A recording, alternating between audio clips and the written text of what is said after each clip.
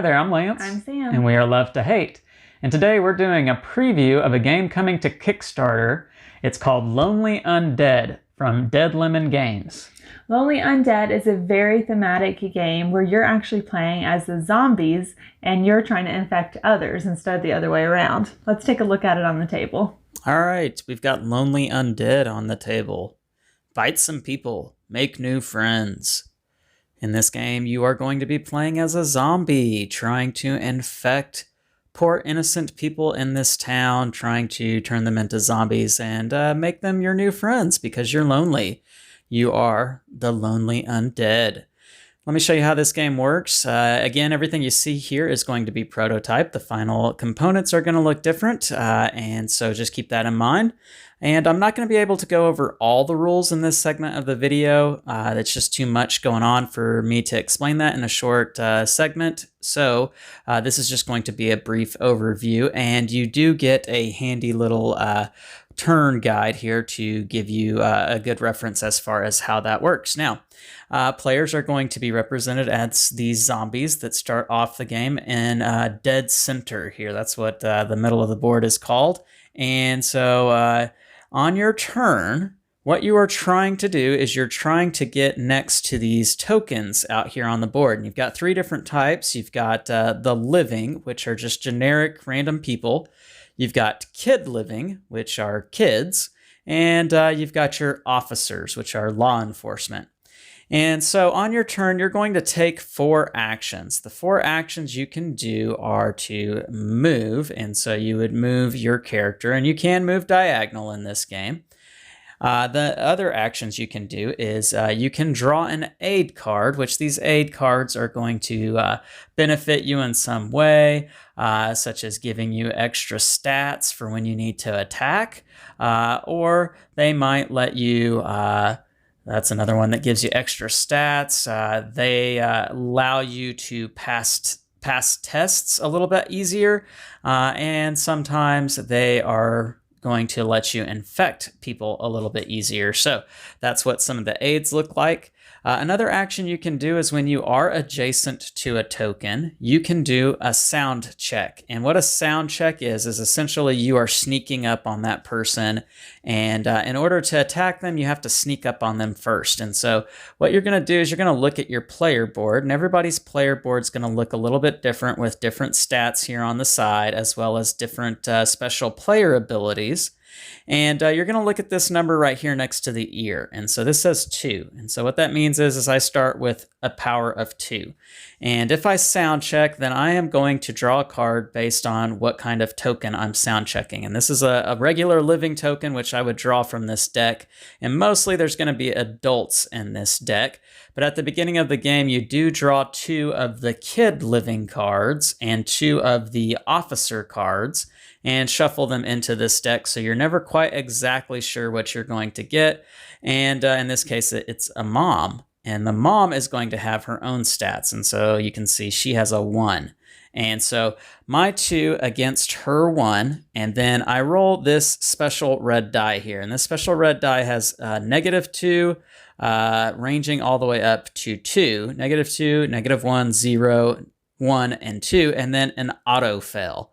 And so you would roll this die, and whatever you get, your number has to be equal to or greater than the living person's number. If you are successful, hooray, you don't get anything. If you fail, there's going to be some sort of consequence, such as if able, activate your dog. We'll come back to what dogs are here in a minute. But essentially, again, you have to do the sound check. You don't have to pass it necessarily, but you have to do it before you can attack. And when you attack, you're going to, again, it's very similar. Look at the number next to the fist compared to the number next to the fist on the living person's card. And again, you will roll this die, and your number has to be equal to or greater than. And if you are successful, then you get to flip the token over. And when you flip the token over, it just indicates that that person is injured. Because you have to injure them first before you can then bite them. Biting is another action that you can do. And when you bite, again, it has to be someone who is injured.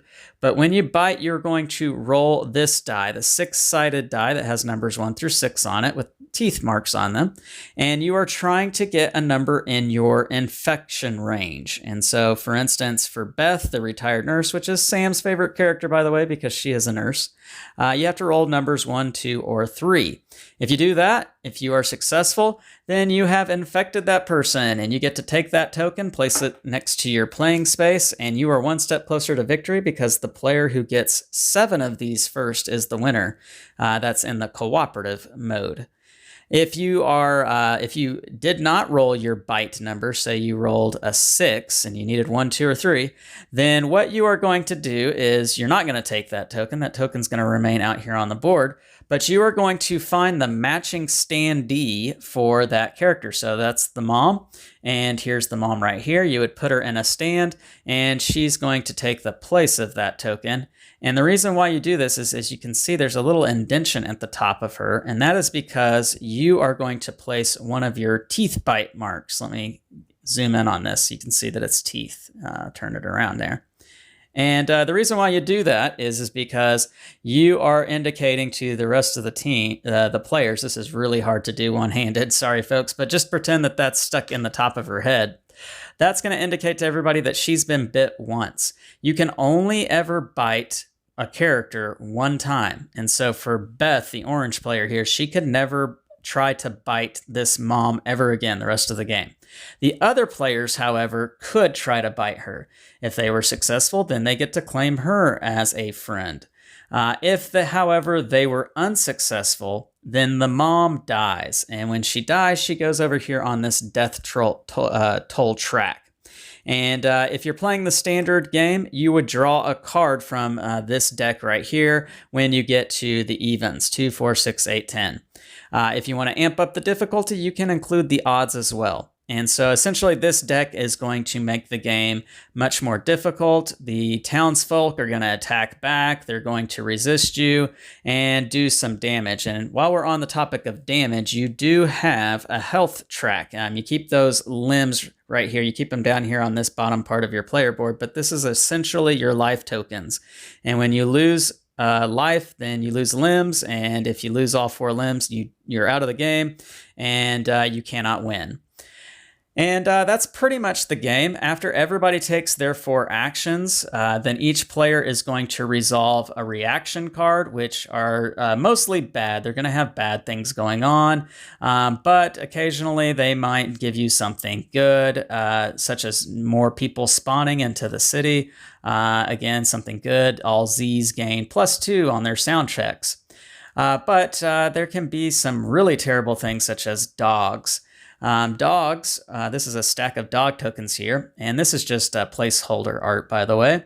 But you're going to find this specific dog, Daisy. You'll find her in this stack of dog tokens, and you'll just place her in the dog park. And at the end of every round, dogs are going to activate, and they're going to chase the particular zombie who drew the dog card and try to attack you and steal your limbs. And that's pretty much the gist. There are other things going on, such as there is a mayor in the game who's very difficult to defeat, but you do get special abilities when you defeat him.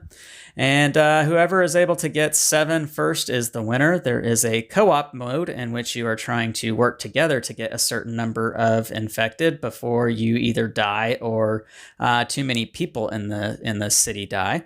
And that's how you play Lonely Undead. Let's go back up top and we'll share our thoughts on this one. All right, we're back. And now we're going to share our thoughts on this game, tell you what we think about it, some of the highlights, and let you know whether you should back it or not. Sam, you're the non-gamer here. You don't typically play a whole lot of games, especially big, heavy games or highly thematic games. What did you think about Lonely Undead? We've actually played a good handful of zombie games in the last couple years, and this is very different from the other ones we've played.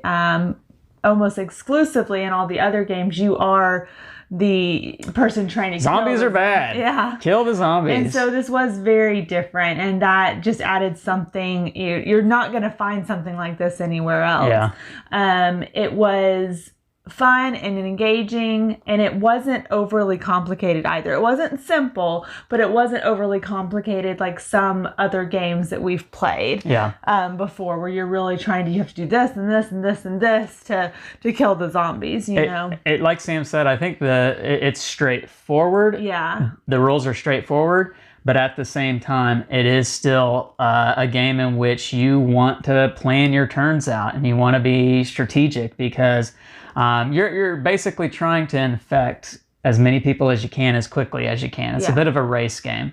And you want to make sure to put yourself in the best possible situations every turn. Yeah, I think that the time that it takes to play is really good. I'm going to go back to the other zombie games we've played in the past. They tend to be longer games. Yeah. And this is just the right amount of time. You know, you get what you're going to do, you do it, and, you know, and move on. It's not dragged out. And the turns are snappy too. Yeah. Which the turns don't take too long. Yeah, you're not having to. I think in the previous games we played, you have to get a weapon and you have to get the food and then you have to find the zombies and you have to be quiet. Put up the barricade. I mean, as a zombie, I think it just makes it a little bit. They don't care as much. They don't care about that. Now, I will say this can be you can ramp up the difficulty in this game. The game will fight back at you if you aren't doing well. And I think that's pretty cool. I think that ties into the theme again. You know, as the people start to become more aware, oh, there's zombies in our town, they're gonna fight back. They're not gonna just let you bite them. Yeah. So that's an interesting thing. And as you get towards the later parts in the game, the tension starts to rise up. I know I only had one limb for several turns towards the end of one of our playthroughs. I only lost one limb and I won. Yeah, so. Sam beat me in our playthrough.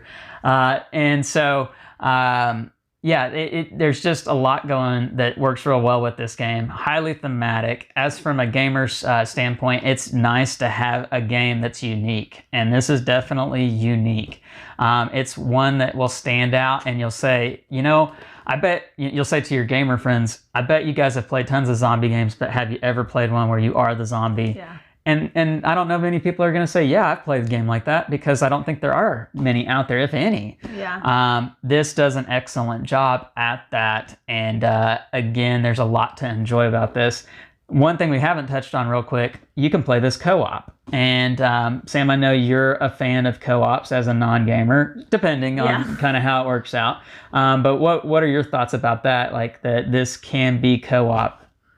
I think it, you know, especially when you're playing as such a big team like zombies versus people, I think it would be fun to play cooperatively and to, you know, both be in there, or however many people you have be in there as zombies and have a plan of attack. And I can definitely see that as a huge, you know, I think bonus to some people. I think this game lends itself well to teamwork. Yeah. Because you do have to kind of work to surround certain areas of the board and try to enclose humans, if you will, as bad as that sounds. I think this works real well in the co-op version of the game. Just a lot to like here. I like the cards too. I like how there's a lot of variability with the cards, and you're never quite sure which person's going to come up when you attack. All the people are very individualized. Yeah. It's not just this is a woman, this is a man. It is very like this is a teacher. This is what she specifically does, and that's the only card like that in the deck, which I think was very unique. And they put a lot of effort into that. I really appreciate that. When I open a game, one of the worst things I think I can experience is just to see lazy development where you have the same card or the same artwork on half the deck or whatever the case is. You don't have that here. Shelby, the designer of this game, you can tell he put a lot of heart and soul into this and designing those different characters, the people of the town. And that's really to be appreciated. So I think that's really cool in this game. So that is Lonely Undead from Dead Lemon Games. Make sure to check out the link in the description box so that you can, back this game. Yep. Make sure to like and subscribe and push the bell button so you get notifications of all our new content. All right, I'm Lance. I'm Sam. And we are Love to Hate, where we try to bridge the gap between gamers and non-gamers. We'll catch you next time.